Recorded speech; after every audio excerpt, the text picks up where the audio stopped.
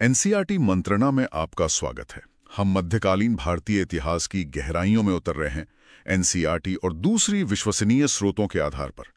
पिछले सत्र में हमने विजयनगर साम्राज्य को काफी तफसील से देखा था। हाँ, जो दक्कन की एक बहुत ही अहम ताकत थी। बिल्कुल। और आज हम उसी दौर की, उसी इलाके की एक और बड़ी सल्तनत पर बात करेंगे, जिसका विजयनगर से अक्सर टकराव चलता रहता था। बहमनी सल्तनत। हाँ, बहमनी सल्तनत। ये एक तरह से उसका एक ओवरव्यू होगा, एक अवलोकन। ठीक है। तो इस चर्चा में हम देखेंगे कि ये सल्तनत कैसे बनी, इसके अहम शासक कौन थे, उनका क्या योगदान रहा, प्रशासन कैसा था, समाज, संस्कृति, कला, आर्किटेक्चर, लिटरेचर, और हाँ, वो खास इमारतें, किले वगैरह कब बने, किसने बनवाए, ये सब भी देखेंगे। और उनसे जुड़े लोग हैं ना। हाँ, बिल्कुल। और आखिर में संक्षेप में ये भी जानेंगे कि ये सल्तनत टूटी क्यों, और फिर वो कौन सी 5 सल्तनतें थीं जो इसके बाद उभरी। उन 5 पर तो हम बाद में विस्तार से बात करेंगे। हाँ, वो अलग से देखना होगा। हमारा मकसद यही है कि ज्यादा से ज्यादा फैक्ट्स कवर हों, जो एग्जाम्स के लिहाज से जैसे यूपीएससी, पीसीएस, एसएससी वगैरह के लिए काम आ सके। तारीखें, जगहें, घटनाएं, शासक, व्यक्तित्व, लड़ाइयाँ, टूटने के कारण, सब कुछ। जी। तो चलिए शुरू करते हैं बहमनी सल्तनत की कहानी। तो सबसे पहले, ये सल्तनत वजूद में आई कैसे? क्या माहौल था उस वक्त? विजयनगर तो पहले ही बन चुका था। हाँ, देखिए, इसकी शुरुआत हुई दिल्ली सल्तनत से। सुल्तान मोहम्मद बिन तुगलक के खिलाफ दक्कन में जो गुस्सा था, जो विद्रोह पनप रहा था। अच्छा, तुगलक की वजह से? हाँ, खासकर वो जो राजधानी दौलताबाद ले जाने की कोशिश थी 1327 में, और टैक्स वगैरह बढ़ा दिए थे उस सब से। तो उसी माहौल में 3 अगस्त 1347 को तुगलक का ही एक कमांडर था, जफर खान। उसे हसन गंगू भी कहते थे। हसन गंगू, हाँ, नाम सुना है। उसी ने अपनी आज़ादी का ऐलान कर दिया और अलाउद्दीन बहमंग शाह का खिताब लिया। दिलचस्प बात यह है कि गद्दी पर बैठने से पहले उसने देवगिरी दौलताबाद में एक और विद्रोही था, इस्माइल मुख, उसको हराया था। अरे वाह! दिल्ली सल्तनत का ही आदमी बागी हो गया। ये तो बड़ी हिम्मत का काम रहा होगा उस जमाने में। लेकिन ये जफर खान या अलाउद्दीन बहमन शाह, ये बहमनी नाम कैसे पड़ा? जफर खान की कहानी भी रोचक है। कहते हैं कि वो गजनी का था, अफगानिस्तान का, और एक मामूली सी पृष्ठभूमि से उठकर कमांडर बना था। अच्छा। उसने अपना वंश जोड़ा पुराने फारसी नायक राजा बहरामकुर से। तो उसी बहराम से बहमन और फिर बहमनी नाम चल पड़ा। हालांकि फरिश्ता जैसे इतिहासकार हैं, वो इस दावे को थोड़ा शक की नजर से देखते हैं। समझ गया। तो वंश का दावा तो कर लिया, पर नई सल्तनत जमाने के लिए सिर्फ दावा तो काफी नहीं होता। उसे लेजिटिमेसी वैधता कैसे मिली, खासकर धार्मिक तौर पर? हाँ, वैधता जरूरी थी। तो इसके लिए उन्होंने धार्मिक और राजनीतिक दोनों तरीके अपनाए। उन्हें चिश्ती सूफी संत शेख गेसु दराज जैसे संतों का बहुत सहारा मिला। गेसु दराज तो बहुत प्रभावशाली थे। हाँ, उनका नाम तो बहुत आता है। कहा जाता है कि संत गेसु दराज ने उन्हें पैगंबर मोहम्मद का पहना हुआ एक चोगा, जिसे खिलात कहते हैं, वो भेंट किया। अब ये एक तरह का सिंबॉलिक जेस्चर था, जिसने उनके शासन को जैसे ऊपर से मंजूरी दिला दी। और ये भी संकेत था कि दक्कन अब दारुल इस्लाम बन रहा है। अच्छा। राजनीतिक तौर पर गुलबर्गा को राजधानी बनाया, नाम रखा हसनाबाद 1347 में ही, और अपने सिक्के टका जारी किए।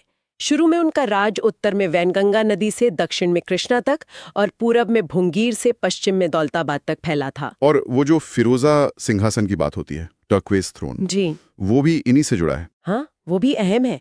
वो उन्हें वरंगल के शासक थे मुसनूरी कपाया नायक, उनसे मिला था नौरोज के दिन 23 मार्च 1363 को, एक तोहफे के तौर पर। इससे पहले उनका चांदी का सिंहासन था। ये सिंहासन फिर बहमनी शान का प्रतीक बन गया। सही है। तो ये सल्तनत चली करीब 180 साल और 18 सुल्तान हुए। हालांकि कहते हैं कि असरदार 14 ही थे। जाहिर है, इतने लंबे वक्त में कई बड़े शासक आए होंगे। कुछ सबसे खास नाम और उनके काम? बिल्कुल, कई अहम शासक हुए। देखिए, सबसे पहले तो संस्थापक ही थे, अलाउद्दीन बहमन शाह आए 1347 से 1358। उन्होंने गुलबर्गा किले और वहां की जामा मस्जिद की नींव रखी। अच्छा, किले और मस्जिद की शुरुआत उन्होंने की। हाँ, फिर आए उनके बेटे मोहम्मद शाह आई 1358 से 1375। इनके टाइम की सबसे बड़ी बात है विजयनगर और वरंगल से लगातार लड़ाई। और ख़ास बात यह कि अधूनी की लड़ाई में 1368 में विजयनगर के खिलाफ इन्होंने पहली बार साउथ एशिया में बारूद और तोपखाने का इस्तेमाल किया। अरे पहली बार, ये तो बहुत बड़ी सामरिक बढ़त मिल गई होगी। बिल्कुल, और वो फिरोजा सिंहासन भी इन्हीं के समय 1363 में आया था। ठीक, फिर मोहम्मद शाह सेकंड 1378-1397 का दौर थोड़ा शांति वाला रहा। प्रशासन पर ध्यान दिया, लेकिन उनका अंत दुखद रहा। एक गुलाम ने उन्हें अंधा कर दिया था। इसके बाद आए ताजुद्दीन फिरोज शाह 1397-1422। ये बड़े दिलचस्प शासक थे। खुद पढ़े लिखे, विद्वान, कला साहित्य को बढ़ावा दिया। शायद दक्कनी उर्दू के पहले लेखक भी यही थे। दक्कनी उर्दू के? अच्छा। हाँ। और इन्होंने विजयनगर के देवराय प्रथम की बेटी से शादी भी की 1406 में। कूटनीति कह लीजिए, प्रशासन में हिंदुओं को भी शामिल किया। खगोल विज्ञान में रुचि रखते थे। काफी प्रोग्रेसिव लगते हैं। हाँ, कुछ हद तक। फिर आए अहमद शाह फर्स्ट वली 1422-1446। इनके समय का सबसे बड़ा बदलाव था राजधानी का गुलबर्गा से बीदर शिफ्ट होना 1429 में। गुलबर्गा से बीदर क्यों? शायद बीदर ज्यादा सुरक्षित लगा हो या फिर वहां का मौसम बेहतर हो। और इसी साल 1429 में उन्होंने शिया इस्लाम अपना लिया। इसका असर आगे सल्तनत की राजनीति पर पड़ा। बीदर किले का काम भी इन्होंने शुरू कराया। इन्हें वली यानी संत भी कहा जाता है। अच्छा, शिया इस्लाम अपना लिया, ये महत्वपूर्ण बदलाव था। जी। फिर अलाउद्दीन अहमद शाह II 1436-1458। इन्होंने विजयनगर पर एक बड़ी जीत हासिल की 1443 में। शायद ये बहमनी सल्तनत की आखिरी बड़ी जीत थी विजयनगर पर। आखिरी बड़ी जीत? हाँ, लेकिन इनके ही राज में 1446 में एक बहुत बुरा शिया नरसंहार भी हुआ, जिसमें सुन्नियों और हबशियों ने मिलकर कई सैयदों शियाओं को मार डाला। दौलताबाद की मशहूर चांद मीनार भी इन्होंने बनवाई 1445 में। मतलब अंदरूनी तनाव भी काफी था। बहुत ज्यादा। और फिर आते हैं मोहम्मद शाह थर्ड लश्करी 1463-1482। ये तो बस 9 साल के थे जब गद्दी पर बैठे। इनके समय में सल्तनत अपने पीक पर पहुंची, लेकिन इसका ज्यादातर क्रेडिट इनके प्रधानमंत्री महमूद गवान को जाता है। हाँ, महमूद गवान, ये नाम तो बहमनी इतिहास में सबसे ऊपर आता है। यहीं से कहानी और दिलचस्प हो जाती है ना? गवान का दौर मतलब सल्तनत का सुनहरा दौर। प्रशासन सुधारा, सल्तनत फैलाई, पर फिर हुआ क्या? मतलब पीक पर पहुंचकर गिरावट कैसे शुरू हो गई? यही तो इस कहानी का सबसे दुखद पहलू है। महमूद गवान वाकई बहुत काबिल थे, वफादार भी। वो फारस मतलब ईरान से आए थे, तो अफाकी कहलाते थे और शिया थे। उन्होंने प्रशासन में जबरदस्त सुधार किए, काबिलियत को तरजीह दी, सल्तनत को गोवा तक फैला दिया। अफाकी, ये टर्म बार बार आ रहा है। हाँ, क्योंकि यही गुटबाजी की जड़ थी। गवान की बढ़ती ताकत और उनके सुधारों से दरबार का दूसरा गुट, जो दक्कनी कहलाता था, यानी यहीं के या पुराने बसे हुए सुन्नी मुसलमान, वो जलने लगा। निजामुल मुल्क बहरी जैसे दक्कनी नेता उनके खिलाफ हो गए। यानी वो अफाकी बनाम दक्कनी वाली लड़ाई तेज हो गई। बिल्कुल। गवान किन्हें मलिक उल तुज्जर यानी व्यापारियों का प्रमुख का खिताब भी मिला था। उन्होंने अफाकियों को उनकी काबिलियत पर बढ़ावा दिया। इससे दक्कनी अमीर और इनसिक्योर हो गए। उन्होंने गवान के खिलाफ साजिश रची, एक झूठा खत तैयार किया जिसमें उन पर देशद्रोह का इल्जाम लगाया। ओह, झूठा खत? हाँ। और युवा सुल्तान मोहम्मद शाह III, जो शायद बहकावे में आ गए या दबाव में, उन्होंने 5 अप्रैल 1481 को अपने सबसे काबिल मंत्री को फांसी दे दी। अरे, इतनी आसानी से? हाँ, और गवान की मौत को ही बहमनी सल्तनत के पतन की शुरुआत माना जाता है। अच्छा। कहते हैं सुल्तान को बाद में बहुत पछतावा हुआ, लेकिन तब तक देर हो चुकी थी। साल भर के अंदर मार्च 1482 में सुल्तान की भी मौत हो गई। उफ, मतलब एक काबिल मंत्री की मौत ने सल्तनत की नींव हिला दी। हाँ। चलिए अब थोड़ा प्रशासन और समाज पर बात करते हैं। इतना बड़ा राज्य था, चलता कैसे था? और आम लोगों की जिंदगी, ये अलग अलग गुटों के बीच के रिश्ते, ये सब कैसा था? देखिए, प्रशासन का मुखिया तो सुल्तानी था। उसे खलीफा का नुमाइंदा माना जाता था। उसकी मदद के लिए मंत्री होते थे, जिनमें सबसे बड़ा वजीर सल्तनत यानी प्रधानमंत्री होता था। राज्य शुरू में 4 बड़े सूबों में बटा था, जिन्हें तरफ कहते थे। तरफ? हाँ। हर तरफ का गवर्नर तरफदार कहलाता था और इनके पास बहुत ताकत होती थी, अपनी फौज, अपना प्रशासन। यहीं पर महमूद गवान के सुधार आते हैं। हाँ, है ना? उन्होंने क्या बदला था? हाँ, गवान को लगा कि ये 4 तरफदार बहुत ज्यादा ताकतवर हो गए, केंद्र के लिए खतरा बन सकते हैं, तो उन्होंने 1470 के दशक में तरफों की संख्या 4 से बढ़ाकर 8 कर दी। अच्छा, 8 कर दी। हाँ, इससे क्या हुआ? इससे हर तरफदार का इलाका छोटा हो गया, उसकी ताकत कम हो गई, प्रशासन भी शायद थोड़ा बेहतर हुआ होगा। फिर उन्होंने जागीरें देने के बजाय नकद तनख्वाह देने पर जोर दिया। सरकारी जमीन मतलब खालिसा भूमि, उसको बढ़ाया, काबिलियत के हिसाब से प्रमोशन, सालाना ऑडिट, ये सब लागू किया। मकसद था सेंट्रल कंट्रोल मजबूत करना। सुनने में तो बड़े लॉजिकल सुधार लगते हैं ये, पर क्या ये कामयाब रहे, खासकर तरफदारों को काबू करने में? देखिए, कागज पर तो अच्छे थे, पर शायद इसी वजह से ताकतवर गवर्नर और नाराज हो गए। ये भी गजावन के खिलाफ साजिश का एक कारण बना है। और गजावन की मौत के बाद यही तरफदार थे जिन्होंने सबसे पहले अपनी आजादी का ऐलान किया। और अर्थव्यवस्था कैसी थी? मुख्य रूप से खेती पर आधारित थी। दक्कन के पठार पर कपास और चावल खूब होता था। व्यापार भी अहम था, खासकर अरब से घोड़ों का आयात, जो फौज के लिए बहुत जरूरी थे, और कोंकण तट से मसालों का व्यापार होता था। और हाँ, बीदर शहर अपने खास बीदरी वेयर के काम के लिए मशहूर हुआ। बीदरी वेयर, वो क्या होता है? वो मेटल का काम है, पीतल या जस्ते पर चांदी की महीन कारीगरी। 14वीं सदी में शुरू हुआ था। उसे तो 2006 में जीआई टैग भी मिला है। अच्छा, ये आज भी होता है? हाँ बिल्कुल। तो ये केंद्रीय कंट्रोल और क्षेत्रीय गवर्नरों के बीच की खींचतान, ये तो खैर मध्ययुगीन इतिहास में आम बात है। लोगों और कल्चर के बारे में क्या खास था? वो अफाक्षी दक्कनी वाला झगड़ा समाज पर कैसे असर डालता था? समाज मिला जुला था। तुर्क थे, अफगान, फारसी, स्थानीय दक्कनी मुसलमान और हिंदू आबादी भी अच्छी खासी थी। लेकिन सबसे बड़ी भाग, सबसे बड़ा तनाव यही दक्कनी और अफाकी गुटों के बीच था। दक्कनी मतलब जो यहीं के थे या बहुत पहले से बसे थे और ज्यादातर सुन्नी थे, और अफाकी मतलब जो नए नए बाहर से आए थे, ईरान, मध्य एशिया से, और ज्यादातर शिया थे। तो ये सिर्फ इलाके का नहीं, धर्म का भी झगड़ा था, सुन्नी बनाम शिया। हाँ बिल्कुल, ये नस्लीय, क्षेत्रीय, धार्मिक और राजनीतिक सत्ता का संघर्ष था। महमूद गवान अफाकी थे और उनकी फांसी इसी गुटबाजी का नतीजा थी। समझ गया। और धर्म का क्या रोल था वैसे? सूफी संतों का जिक्र आया था। धार्मिक रूप से देखें तो सल्तनत शुरू सुन्नी इस्लाम से हुई, लेकिन अहमद शाह आय के समय से 1429 से शिया प्रभाव बढ़ा। चिश्ती सूफी संत जैसे गेसु दराज शुरू से बहुत प्रभावशाली थे। उन्होंने सल्तनत को वैधता दिलाने में मदद की। गेसु दराज की किताब मकतूबात भी अहम है। फिरोज शाह जैसे कुछ शासक सहिष्णु थे। उन्होंने हिंदुओं को भी प्रशासन में जगह दी, लेकिन वो जो 1446 का शिया नरसंहार हुआ, वो दिखाता है कि अंदर ही अंदर सांप्रदायिक तनाव भी बहुत गहरा था। और भाषा, कला, आर्किटेक्चर, कुछ दक्कनी पहचान बनी? सरकारी भाषा तो फारसी थी, लेकिन स्थानीय भाषाएं थीं मराठी, कन्नड़, तेलुगु। इनके मेलजोल से एक नई जबान उभरी, दक्कनी उर्दू। ताजुद्दीन फिरोज शाह इसके शुरुआती संरक्षकों में थे। अच्छा, दक्कनी उर्दू का विकास यहीं हुआ। हाँ, कला और आर्किटेक्चर पर फारसी इस्लामी स्टाइल का गहरा असर है। ईरानी ससानी मोटिव्स भी दिखते हैं। गुलबर्गा का किला और जामा मस्जिद, गुलबर्गा में ही बहमनी सुल्तानों के मकबरे हैं, हफ्त गुंबज, जिन पर टाइलें लगी हैं। अरबी फारसी लिखावट है। हाँ, वो देखे हैं मैंने।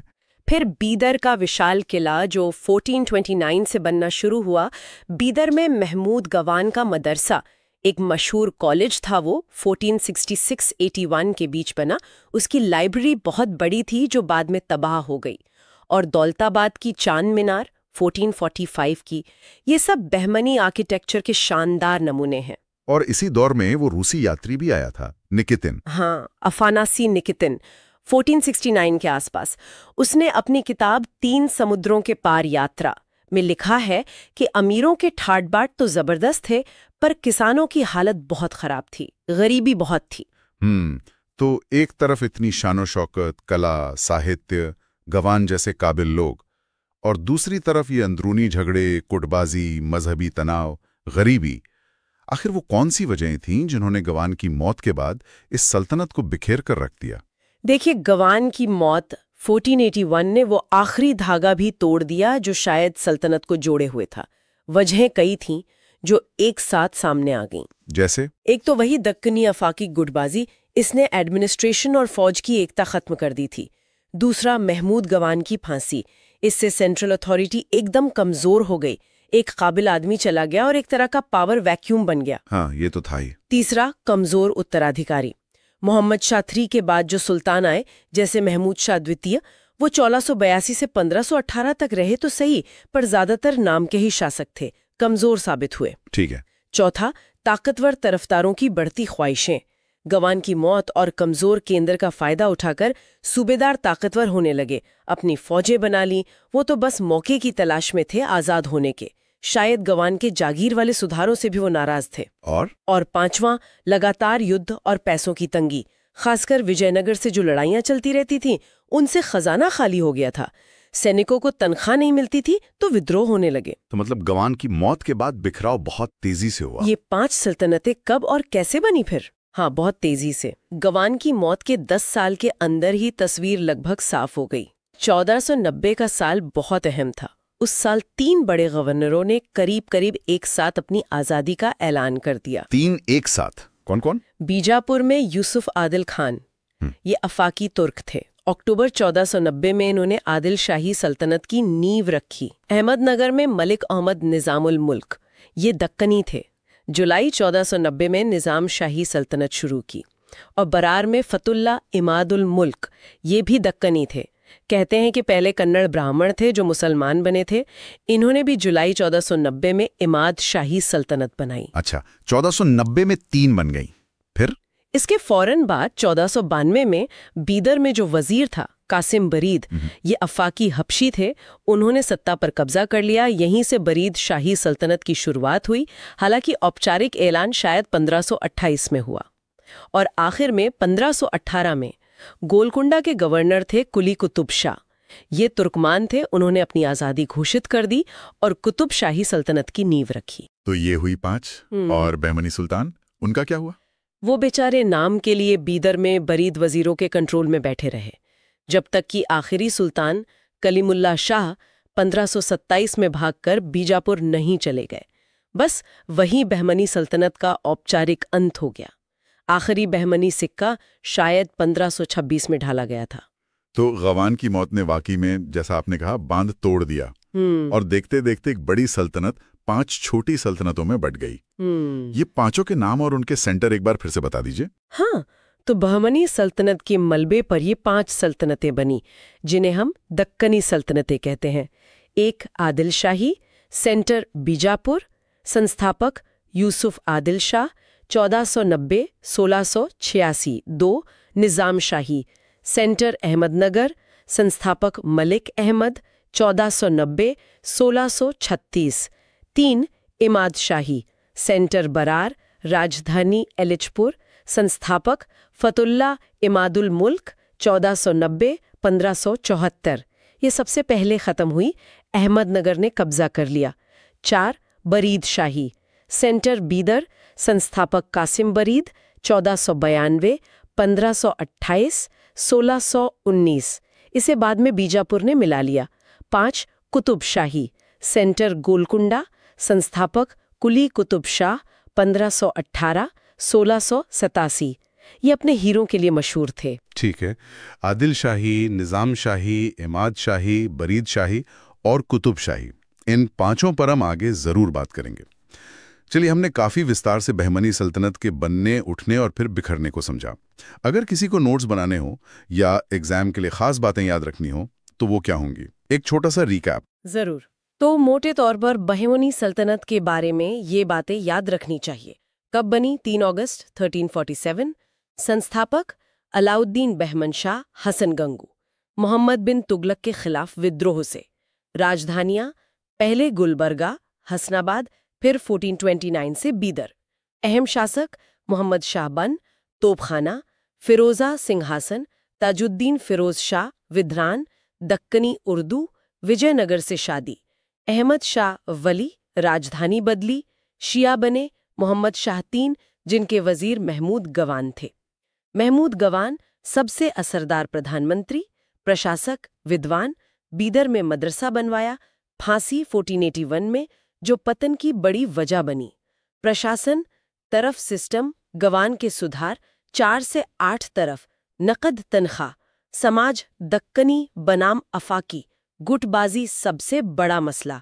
कल्चर, फारसी इस्लामी आर्किटेक्चर, गुलबर्गा, बीदर, चांद मीनार, गवान मदरसा, दक्कनी उर्दू का विकास, बीदरी वेयर क्राफ्ट, रूसी यात्री निकितीन का वृत्तांत, बिखराव, गवान की मौत 1481, गुटबाजी, कमजोर शासक, गवर्नरों का आजाद होना, 1490 से 1518 के बीच 5 सल्तनतें बनी, औपचारिक अंत 1527, उत्तराधिकारी दक्कन सल्तनतें, बीजापुर, आदिल शाही, अहमदनगर, निजाम शाही, बरार, इमाद शाही, बीदर, बरीद शाही, गोलकुंडा, कुतुब शाही। बहुत बढ़िया। ये वाकई दक्कन की एक अहम ताकत के बनने और बिखरने की दिलचस्प कहानी है। इस पूरी बातचीत के बाद हमारे सुनने वालों के लिए सोचने को कोई एक आखिरी सवाल या विचार। एक सवाल ये हो सकता है कि क्या बहमनी सल्तनत का टूटना दक्कन के लिए सिर्फ एक रीजनल पावर बैलेंस का खत्म होना था, जिसने लोकल ताकतों को उभरने का मौका दिया, या फिर क्या ये बिखराव असल में उस बड़े मुगल साम्राज्य के आने की आहट थी, जिसने आखिरकार इन सभी 5 सल्तनतों को एक एक करके खत्म कर दिया? इस पर सोचा जा सकता है। बहुत दिलचस्प सवाल। सोचने के लिए एक अच्छी दिशा दी आपने। और अगर आप एनसीईआरटी और दूसरे स्रोतों के आधार पर पूरे भारतीय इतिहास को इसी तरह समझना चाहते हैं तो हमारी प्लेलिस्ट जरूर देखें। वहां आपको इतिहास का एक साफ और स्ट्रक्चर्ड कवरेज मिलेगा। जी। और अगर आपको बहमनी सल्तनत पर हमारी ये बातचीत पसंद आई तो प्लीज इसे शेयर करें, सब्सक्राइब करें, कमेंट और लाइक करें। हमारे साथ जुड़ने के लिए आपका बहुत बहुत शुक्रिया।